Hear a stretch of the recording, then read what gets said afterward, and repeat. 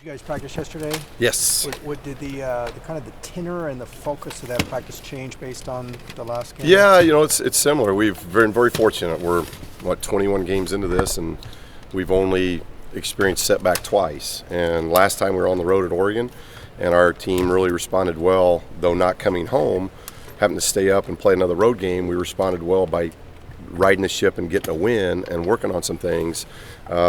This time, now it's our second time, and we get a chance to do it, and we have to do it again on the road, which doesn't make it any easier when you're trying to bounce back. But this team they've had a resolve to them, even when we've won games and we've kind of shown them things on tape of things that, yeah, we won, but a lot of mistakes. They've really corrected that even coming off a win. And we saw a very determined team last night. We had a great practice, and fully expect that again today. They know that it's a big game for us in a lot of ways. It gets us to the midpoint before the schedule kind of changes, and we play 4 on the road, 5 at home. And we get into February. This is the last game before we get into February, the last full month before we start looking at postseason. So just really studied a lot of film and a lot of tape with them, trying to correct things that I think we've got to correct, especially at the defensive end. You mentioned after the game that you had done all defensive breakdown drills, no offensive breakdown drills. Do the percentages of defensive practice versus offensive practice shift even more after that game?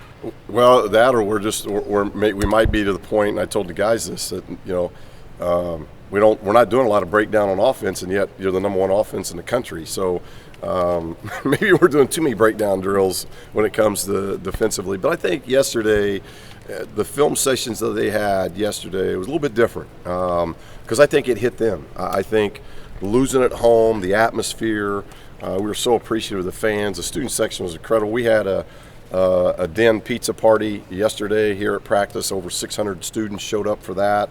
So our guys are very appreciative of that, but I think the guys were a little set back in that they lost a home game, and that bothered them. And the attention that we had they've always been a great group, but it seemed even more attentive yesterday.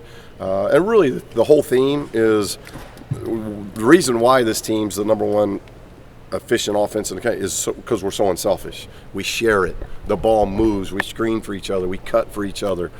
We get each other good shots. It's a very, very unselfish group. That's got to be learned now at the defensive end because it is a very unselfish group, but defensively we're too selfish. We leave guys on an island, whether it's dribble drive situations, whether it's bigs in the post, whether it's bigs in the perimeter. And so really the focus, defense is all about, can you help and recover? Can you be a team that works together in unison? And we haven't done that, and I think we've got their attention, and I'm anxious to see how things happen on Wednesday because it is by nature an unselfish group. We just got to get more unselfish at the defensive end. Coach, Bryce sort of mentioned after the game that when you're giving up buckets like you guys were, that it can sort of wear on you on the offensive end. I was wondering, Is that just a matter of not being able to get out in transition, or is there something more psychological going on? Both, yeah, and he's exactly right because we've used that to our benefit most of the season. We're like, if you're scoring 90 points a game or your efficiency's around 120 like it has been all year, that mentally wears on your opponent. And now that kind of flipped on us in the Arizona game that both halves were eerie similar that way in that 48 points each, most points we've given up at home. So I think that mentally it wore on them as well, that now all of a sudden there's so much pressure put on your offense that for the first time I thought we pressed a little bit in the shot selection and our quickness. We got in a little bit of a hurry instead of just playing fast at a good tempo, but a tempo that we could handle, and we didn't handle that well. But it all started because we just couldn't string together the stops. But what was it like for you last season to lose to USC 3 times? Well, it wasn't as good as the feeling I had when we beat USC 5 times in a row. I like that better. That's a better feeling. But there were a lot of teams that beat us last year, and we didn't play well. And obviously USC was one of those. And so now we got at least 2 games scheduled. Could be a third before it's over with. But it starts this is a whole different team for them, whole different team for us. So it's a great rivalry because of what happened with us winning the first 5 and now them sweeping us last year. I think it just escalates the rivalry and it makes it fun. And we've been in front of those environments at Kentucky, here against Arizona, at Oregon. We've had some terrific environments already this year that has made it a lot of fun, and this one will be the same. You've been part of a lot of different rivalries and a lot of different conferences. Where does this one kind of stand up to those? Well, it's different. It reminds me more of my playing days because at Indiana and Purdue was a rival, and we were in the same league, the Big Ten. Some of our other rivalries in coaching, I was at Iowa, and it was Iowa State, great rivalry for us, but we were not in the same league, so you're only playing once a year. I go to New Mexico. The difference there is New Mexico State's not in the same league, but we played twice a year. So it was similar that way because at Indiana and Purdue, you would play home and home every year. So you'd get a true feel of, if you lost at one place, you could get it back in the next, or you had a chance for a sweep.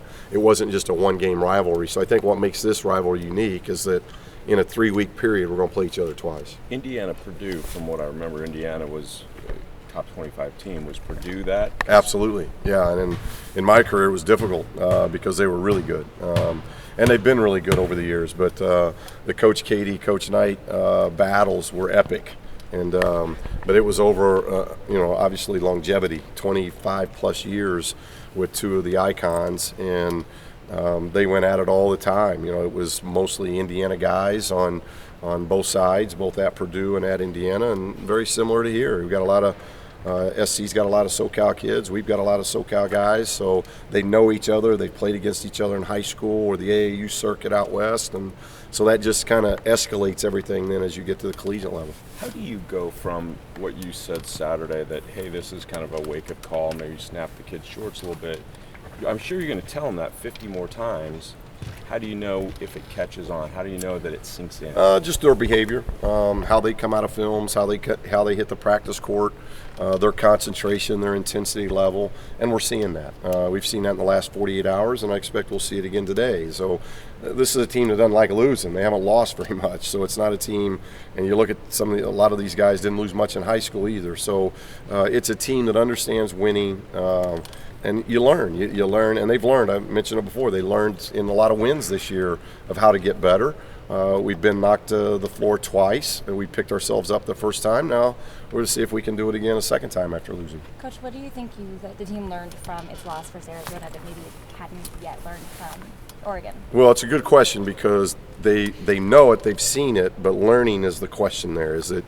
It's one thing if you hear something, it's another thing if you actually learn it and now put it to practice. And we've only seen it in practice, but we've seen a different team in practice the last couple days and the film sessions of, I think they get it in that they're not helping each other at the defensive end.